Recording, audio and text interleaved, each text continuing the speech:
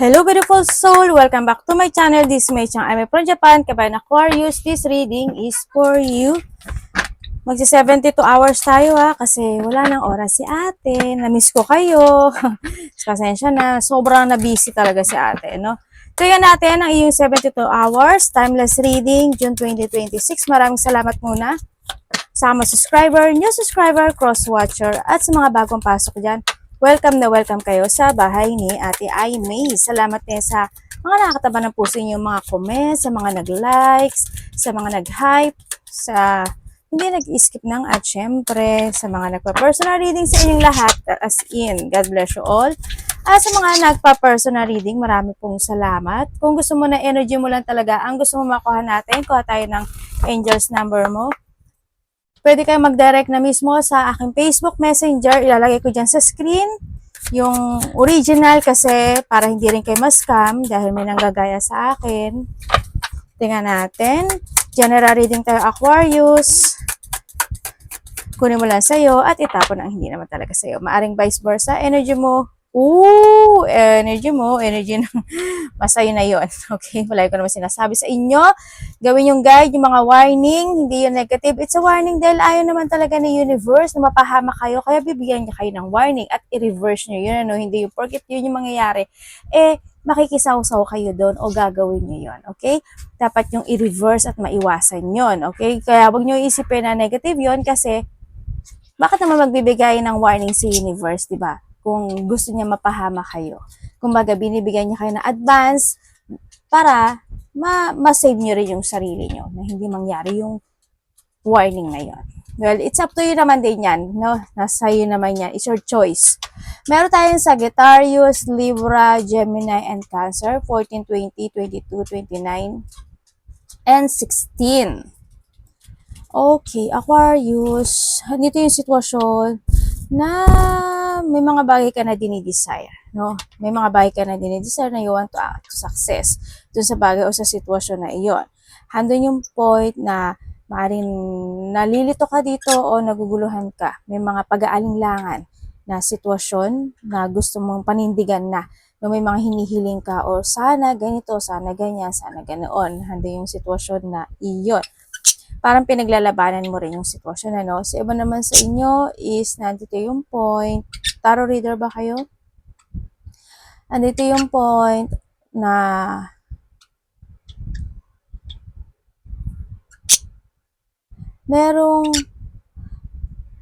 may mga bagay o sitwasyon na you want to transform, ano, na dun sa point na yun. Or sa iba dito is hinihiling nyo yun, inaasam nyo yun, or may mga magaganap o mangyayari na transformation as long as maninindigan ka dito. Yun ang sinasabi dito, no? Or kailangan mo panindigan when related sa mga transformation na gusto mong mangyari sa buhay mo. May mga pag-aalinlangan, may mga multiple choices happen into your life. Nandito rin may mga bagay ka na kailangan mo ng desisyonan o dapat mong desisyonan sa iba sa inyo. Nandito rin yung point na magkakaroon ng mga pagpaparaya. Either ikaw ay magpaparaya or may mga tao or may tao na magpaparaya. Vice versa. So, iba dito sa separation. Marami ibig sabihin ng separation.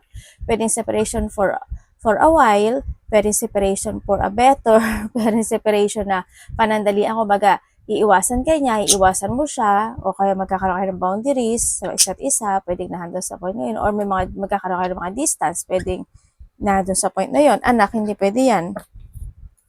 And i-vice versa mo lang, ano, sa iba sa inyo. Magkakaroon ka ng mga questioning quarrel sa isang babae. Or pwede rin naman kasi yung babae na yun is may hihilingin sa sayo, or may pakikiusap sa'yo, or may kakausapin kanya, or ikaw ito sa kanya. No? Pwedeng na doon sa point na yun. Vice versa.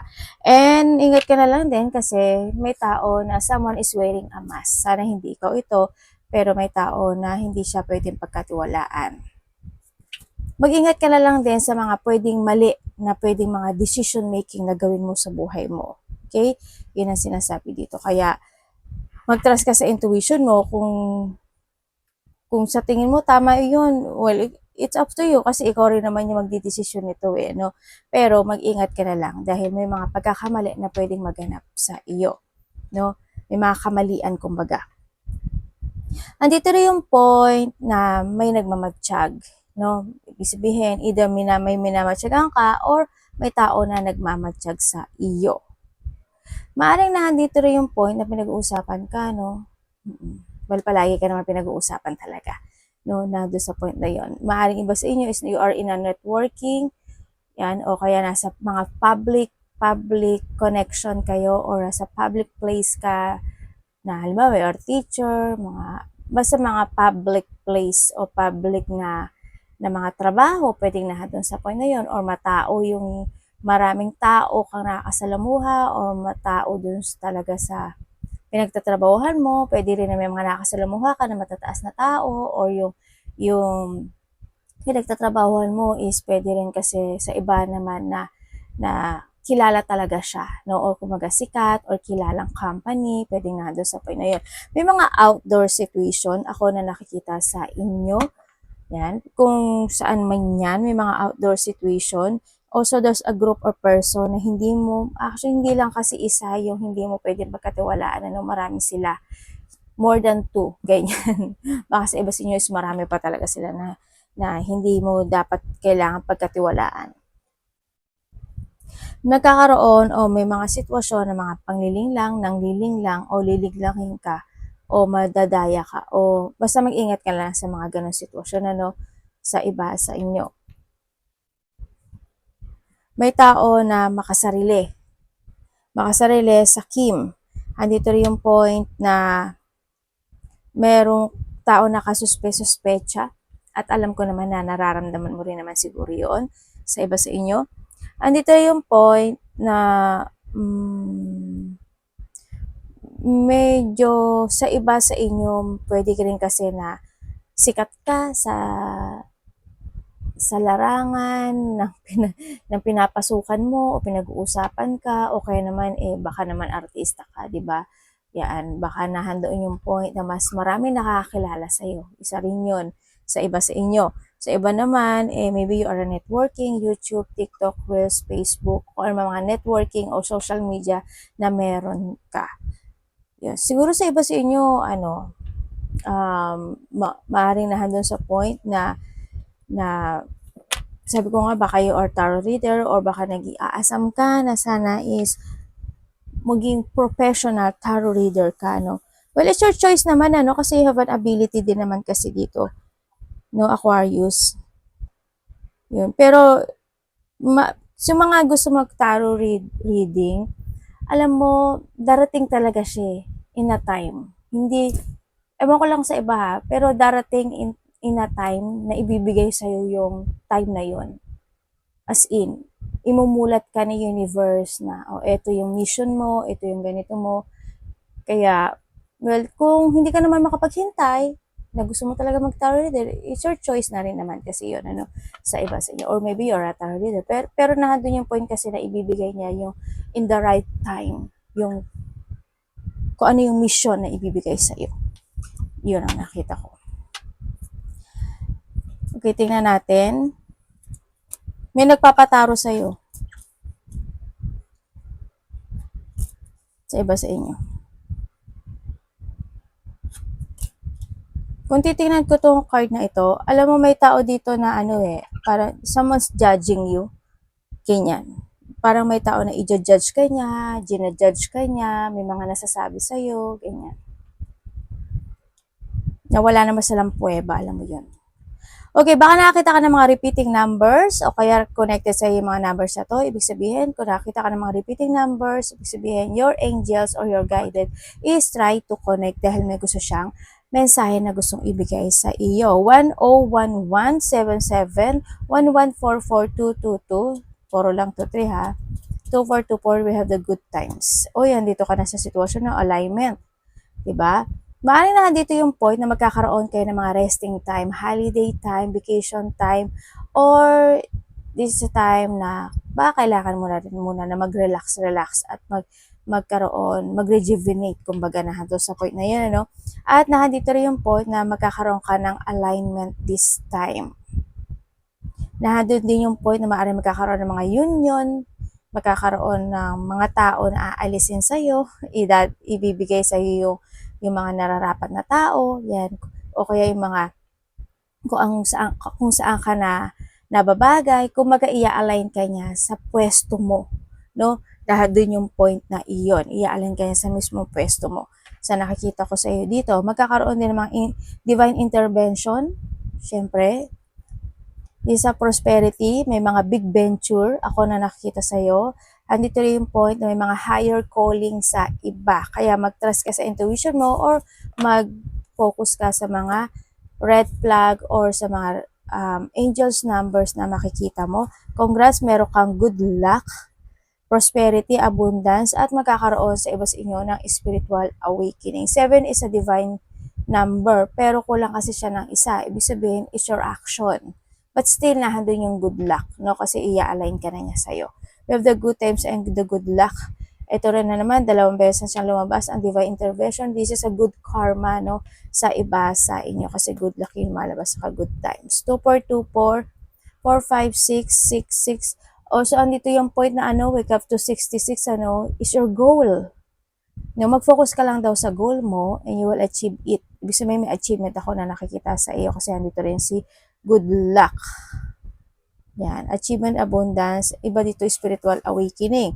1011, beginning and the ending and the beginning, 1, 2, 3, yung situation of your action, no, yung mga experience na nararanasan mo this time sa buhay mo, yun yung makakapagpapabigay sa'yo para i-align ka niya sa mga bagay na para sa'yo. Kumbaga, andun yung point na magkakaroon ka ng mga progressing this time. Sa nakita ko dito, mas magiging very adventurous ka or may mga mangyayari sa iyo na mag-growth sa iba sa inyo or sa iba sa inyo is may mga paglaya sa isang sitwasyon. Sa iba naman sa inyo is kailangan nyo daw i-forward yung mga plano nyo.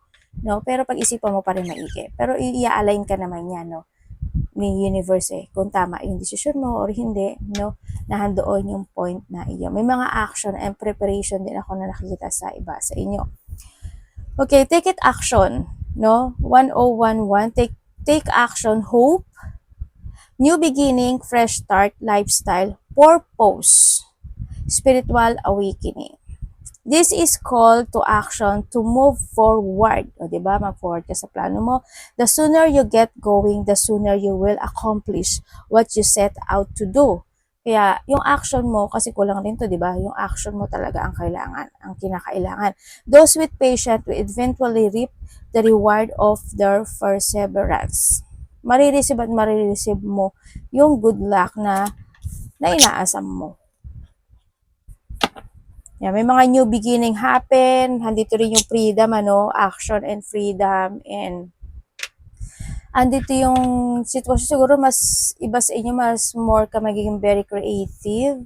Or pwede rin kasi sa iba may hinihintay, Kumaga, kung titingnan ko dito si 10-11, andun yung point of the beginning of learning to growth.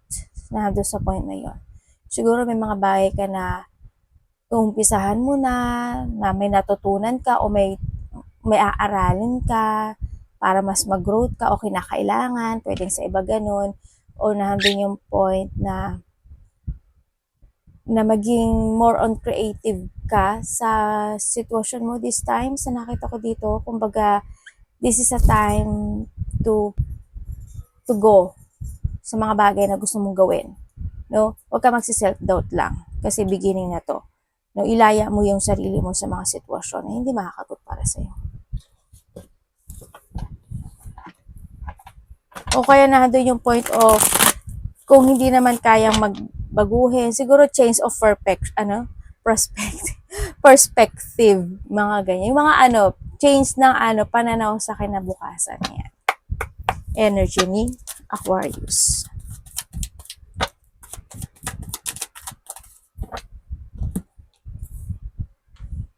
Kasi mas maganda kasi ikaw din 1 yan ibig sabihin ikaw yan.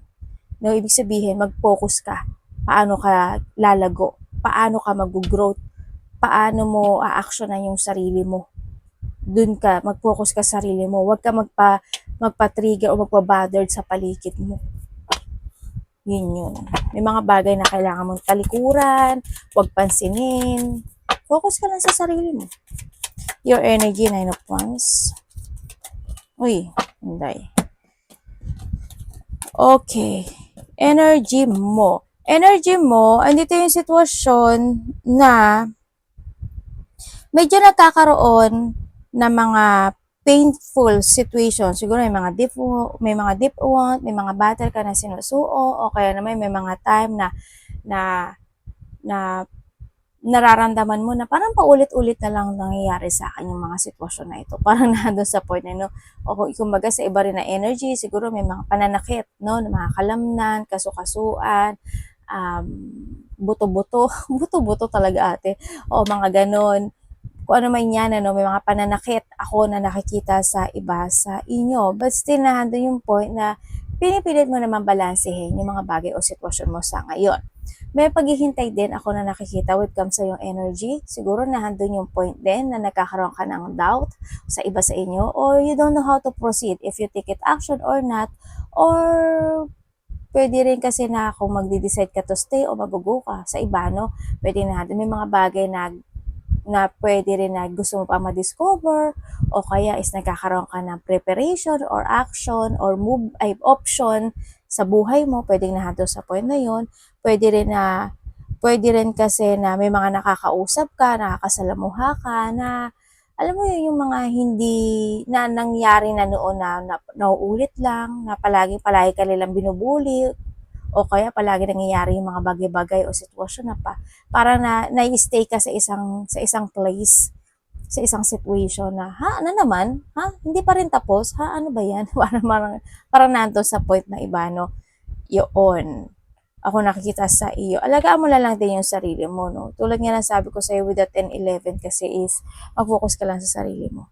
Kasi, si universe ang, ano tawag dito, aalalay sa iyo to align, no? Kumbaga, kung may mga distraction na magaganap ang mangyari sa buhay mo, si universe ang magagawa niya ng paraan kung paano nila hawiin yung mga balakid mo sa daanan mo. Ganun yun, no? Kaya trust universe. Parating kay Aquarius.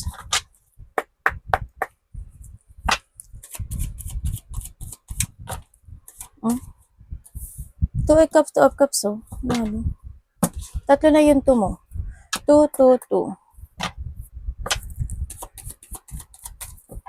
Parating po sa kanya.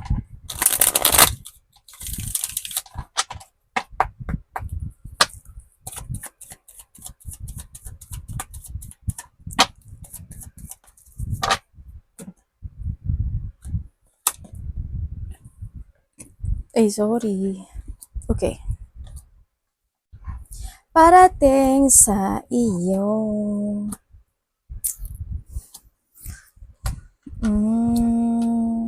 Okay, may mga ikakagulat, ikakasya ko, ikabibigla ka daw na sitwasyon na magaganap, na ikasisiya mo, na mararamdaman mo yung satisfaction. Siguro may hinihiling ka?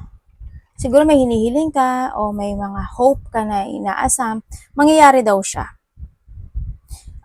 Expect the unexpected, good things happen sa iba sa inyo. Yun, ano? Kumbaga, there's a new horizon happen into your life. Ang nakikita ko rin sa iyo is, parating din sa iyo is, meron kang may pagbabalik sa nakaraan. Ibig sabihin, may nangyari noon na mauulit muli. Yun na nakikita ko. Sa iba naman siguro maybe this is the past. Hindi ko alam kung this is the past sa iba o mangyayari pa lang sa iba. May nakita ko sa akong kaguluhan, pagbabago, parang may pagkagambala o disruption situation, or nahandun yung point na may mga urong-sulong situation, may paulit-ulit na sitwasyon. Also, there's a bad luck, ano? Sana hindi lahat, sana wag mangyari, sana tapos na yon. But there's a bad luck happen kasi ako nakikita. May mga loss of control situation. Andito rin yung point na meron ako nakikita na tao, parang nilalabanan niya yung pagbabago ng sitwasyon. Hindi ko alam, sana hindi ikaw yon. Pero, I don't know why. Ano ba yung ibig sabihin nun? Halimbawa lang, when it comes sa a relationship, nagkahiwalay na kayo. ayaw na sa'yo nung karelasyon mo, ayaw mo na sa kanya, di ba? Pero, may nabuking mo na meron na siyang iba, ng babae, na lalaki, ganyan. Pero, ayaw mong bumitew, di ba? Parang nilalabanan mo yung desisyon ni universe na ibinigay na sa'yo yung reality ng buhay na hindi ka magiging masaya sa kanya kasi may red flag siya, pero ayaw mong tanggapin yung mga ganun sitwasyon. Basta example ko lang naman yun para mas maintindihan nyo ano yung ibig sabihin ng paglaban sa mga pagbabago na gaganap o nangyari sa buhay. Ano? Andito rin yung point na may tao rin ako nakikita parang unwelcome siya to change the situation. May ganun ha. And then parating din sa iyo within the 3 days, 3 weeks, or 3 months, there's a blessing happen into your life. May mga dealing, may recognition actually, no? Sa iba dito recognition, mga new idea, or new, ano tawag dito? Opportunity na darating sa'yo. Sa iba may mga dealing, partnership, collaboration, dalawa, tatlo, apat na tao, parang may ganon, o may mga pag-uusap na magaganap o mangyayari related to a travel, related to a job, related to your work, opportunity, mga ganyan, no? Sa iba sa inyo. O pwede rin sa iba sa inyo is, baka may mga pag-uusapan kayo related sa mga goals na gusto niyong gawin this time. Pwedeng nahandol sa point na yun. O kaya may mga aralin o may mga pag-aaralan, pwedeng nahandol sa point na yun, ano? May mga bigla ang magaganap o mangyayari ako na nakikita sa iyo na may hinihintay ka eh, pero ang nakikita ko dito, bigla siyang mangyayari. Baka this week mangyari. Siguro yung hinihintay mo na yun, baka this week mangyari na siya. May hinihintay ka raw eh. Yun ang nakikita ko, no? And then also, parating din sa iyo is, yun nga, baka may mga holiday situation, ako nakikita sa iyo, tulad, sabi ko na siya kanina, no? Ang nakikita ko rin sa iyo, may mga bagay daw na parang nagdidesisyon ka, parang may dinesisyonan ka o didesisyonan ka na sitwasyon na parang magdadalawang isip ka doon or parang hindi ka makaka-decide. Iyon na nakikita ko sa iyo. Indecision, may mga indecision situation ako nakikita. Andito rin yung point na there's someone scared to move on. Ako nakikita. And then also, is parang may mga bagay na nai-stagnant, tapos yung iba naman, may mga sitwasyon na, alam mo yun, yung parang gusto pang itry ng isa pang pagkakataon, yung sitwasyon, may ganun. Ako nakikita sa'yo. Yun. Meron din ako nakikita dito na babae makikipag-usap. May babaeng makikipag-usap sa'yo. Pero itong babae na to, kung makikita mo siya, hindi mo papansin, siguro mararamdaman mo, pero pipikein niya kasi yung sarili niya eh. Halimbawa, nakasmile siya, pero deep inside hindi. Halimbawa, mabait siya sa'yo, pero deep inside hindi. Hindi totoo yun. May taong pipikein niya yung sarili niya pagdating sa'yo. Tapos ikaw pala to, no? Naloko na. Diba? Huwag kang masyado magtatrust ng agad-agad ha, kasi may taong peke.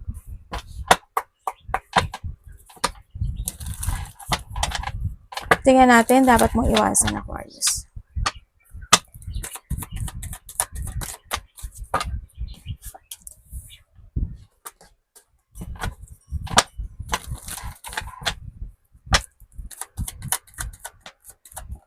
Dapat iwasan. Okay, dapat mong iwasan. Okay. Iwasan mo na hindi mo protektahan yung sarili mo. Hindi mo depensahan yung sarili mo. Kung sa tingin mo na tama ka, why not, diba? Protect yourself.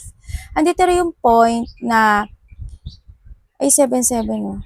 Andito rin yung point na kailangan mo din na mag-open up kung may mga sitwasyon o problema ka, ganyan. Syempre, mag-open up ka sa tao na alam mong trusted, alam mong hindi ka ibibenta, alam mo na pwede mo talaga siyang masandalan in a good, in a nice way, mga ganun sitwasyon, ano.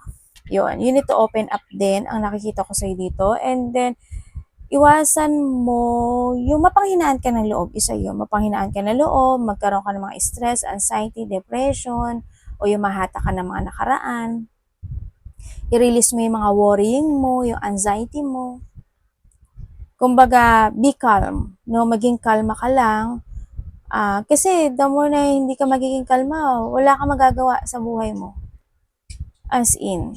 Kaya, kalma, pag-iisip, isipang maigi.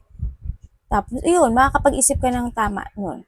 Yun, nakita ko dito. And then also, iwasan mo yung mga tao na hindi ka nila gusto, ganyan. Yung mga sitwasyon na pwedeng hindi kayo magsa-same page, mga ganyan. Tsaka magkaroon ng mga pagpapaliban, ganyan. And then also,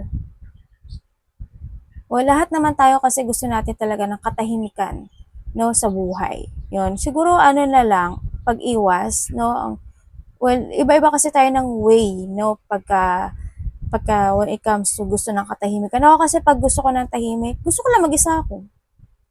Ganun lang ako. Kumbaga, mas nakaka-relax kasi pag mag-isa ka, 'di ba? No judge. Kayo lang ang nagja-judge. Sabay ka nun, joke. Hindi naman lang kayo, no. Hindi, kumbaga, wag kang magkwento, 'di ba? Hindi mo naman kailangan makipagmaritisan diyan, 'di ba? Hindi mo kailangan na basta depende paano mo gagawin sa buhay mo 'yan, ano, kasi magkakaiba tayo ng style. Ganun. Mag-focus ka sa sitwasyon mo na mas magiging tahimik ka, na mas mapipil mo yung relaxation, na mas mapipil mo na yung, as in, peace ka. Ganyan. Your love. Kapatid, anak, magulang, karelasyon, kaibigan, pamilya. Sino man itong love ni Aquarius.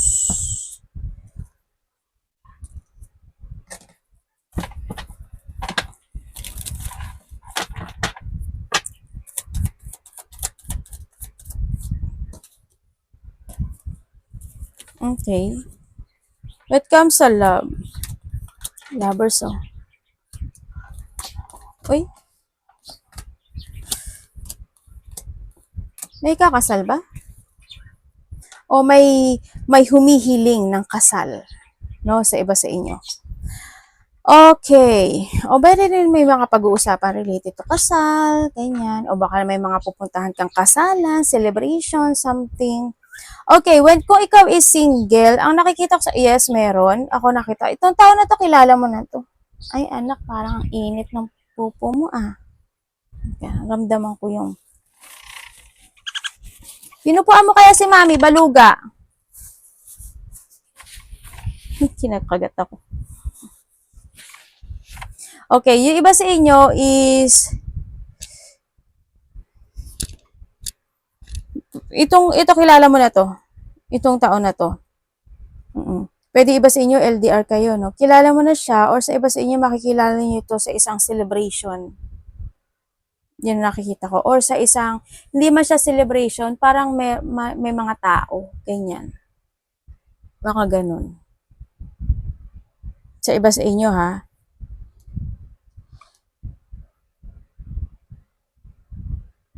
Ay, alam mo, Aquarius, another message. Another message. Alam mo ba na may tao dito na binubulungan ka? As in, meron. May taong gumagawa sa'yo, oh. Yung iba nga dito, may taong marunong, eh. Hindi ko alam kung nagpapatulong ba siya o siya mismo ito. Pero may tao. Ako nakikita. Mag-asin-asin kayo, ha? Ulitin ko yung asin. Araw-araw kayo maglagay ng asin. Sea salt, hindi po iodized, hindi rin Himalaya. Sea salt. Araw-araw nyo ipamulsa nyo, ilagay nyo sa tissue hanggat maaari. O, tapos, everyday nyo papalitan yon, no? Everyday nyo papalitan. Itapon nyo sa labas o kaya i-flush nyo. Tapos, Pwede rin kayo na maglagay ng sea salt sa inyong pinapaligong tubig to cleansing para mawala yung mga ganyan-ganyan situation, ha. May naggagawa sa iyo or may hindi ko alam kung sino 'yon or may gumagawa siya mismo or may gumagawa gano'n o nagpapagawa siya. Pero may naggaano sa iyo dito. Ano siya, sana hindi kayo to, no? Alam mo yung iba yung lengguwahe niya, iba yung language niya, may ginagamit siya ibang language, tapos, parang nag-ano-anuyo siya, ano-anuyo ba yun? Basta mga yun, mas mga ganun sitwasyon, no? Yun ang nakikita ko dito. Isa ba dito may ability, oh? Sigurado ba kayo? Huwag kayo masyadong magtiwala sa tao. Ate, kahit sa'yo, oo, kahit sa akin. Ganun lang yun. Okay, when it comes to, kilala mo na tong tao na to. Sa mga single dyan. Kilala mo na siya. Ang nakikita ko dito, LDR tong iba, no? Sa iba. Pero, ang nakikita ko dito sa situation, mag-ingat ka na lang kasi may lihim to eh. May secret siya. May tinatago siya. Na, syempre, dahan-dahan lang din ang getting to know each other, di ba? Wag lang pabigla-bigla kasi kayo din masasaktan at the end. Yun. Pero kung titingnan ko, hindi daw ito yung tao na para sa iyo. May darating pa na isa hanggang 2 tao after nitong tao na to. O baka may kausap na rin naman kayo, di ba? Kung kayo naman is nagkahiwalay nitong tao na ito, oo, nagkaroon ng paghihiwalay, dito rin yung kasi yung pagtalikod. O pinahalagahan mo yung tao na to, binigay mo yung love and caring pagdating sa kanya, naging matagal din kayo, no? Kaso nagkaroon lang talaga ng third party relationship sa iba sa inyo. Pinaglaban mo naman kahit pa paano, naghintay ka pa nga eh. Kaso, wala eh. Dumating na talaga yung point na hindi na. Nagkaroon na talaga ng disappointment. Yun. Kumbaga, nag-forward na rin ng isa, papalayo, sa nakita ko dito. Pero, makaka-receive pa daw sa kanya ng text message. Kasi, handito siya sa point na back and forth. Parang gusto niyang kumonek, gusto niyang i-text ka, kausapin, something ganun. Ako nakikita. Pero, nagba-back and forth kasi siya sa nakikita ko dito. And then also, kung kayo naman is may third party relationship, meron naman, kitang-kita naman, di ba? Yun. Meron naman. Yun. Mas masyado kasi masikreto yung isa sa inyo, no? Sa nakita ko dito. Alam mo naman na ganun na siya. Kumbaga, sinungaling talaga siya sa nakita ko dito. Pero sabi niya dito, kaya niyang i-handle as long as walang struggle na magaganap, kaya niyang i-handle yung dalawa. Yun ang sabi. Naku po, kaya mo rin ba? Ang tanong.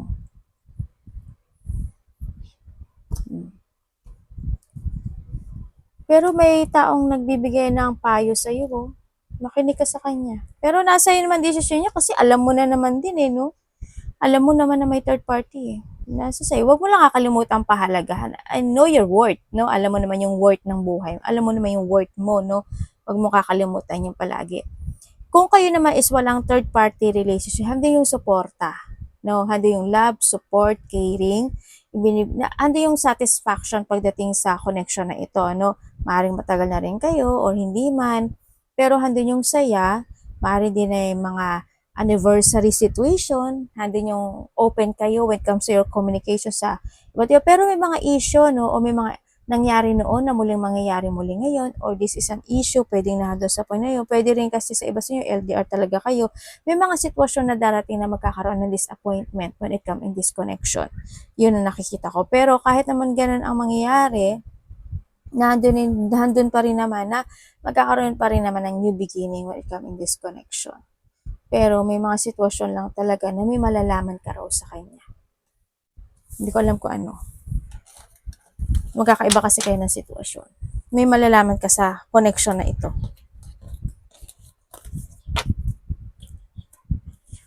Sa iba naman sa inyo, pwedeng nahadon yung point na you give your all support pagdating sa connection. O pwede rin naman kasi may alam ka pero dermatology ka, pwede nga doon sa point na yun. Baka may kasi mararamdaman mo daw eh. Mararamdaman mo yung sitwasyon. Money.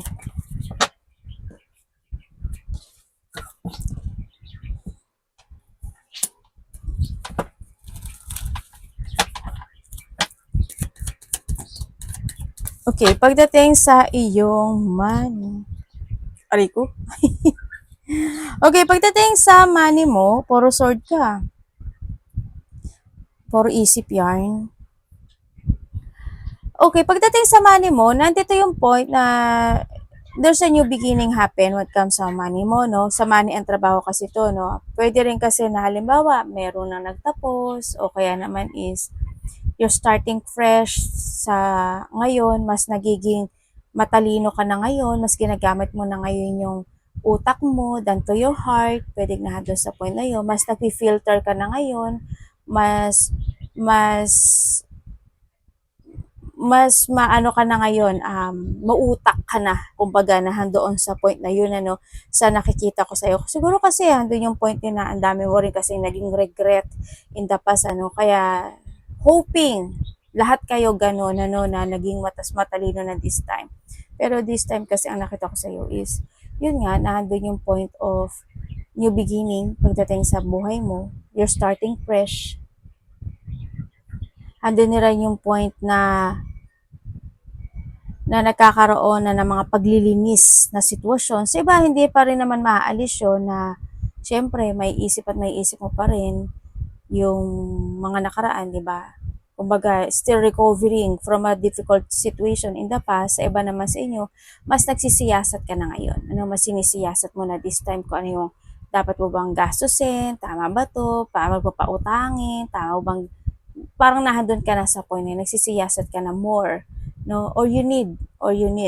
Pero, ang nakikita ko sa'yo dito is may tao daw na may taong magko-confess sa'yo. Patay tayo dyan. Or ikaw ito, maybe. Yeah, may taong magko-confess sa'yo related to a money or trabaho something. O kaya naman meron kang malalaman, 'di ba? Yun. So, iba dito may mga ikakat daw kayo eh. Halimbawa, dati magastos ka, ikakat mo na yun. Halimbawa, every week, bumibili ka ng gatas o ikakat mo na yun kasi mag-ootsa ka na, magtiti ka na. May mga ikakat ka raw na sitwasyon. Kung anong saang aspeto ng buhay mo yan. Basta pagdating sa trabaho or money, ganyan. Yun na nakikita ko sa iyo dito.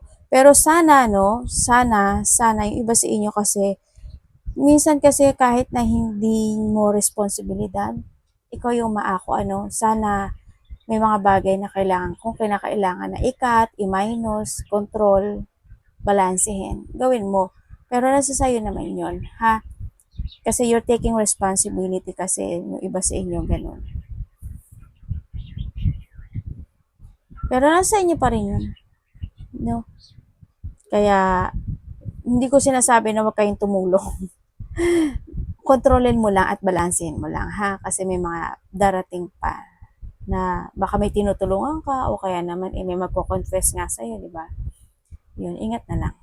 Well, it's your choice. Arigato namaste, God bless.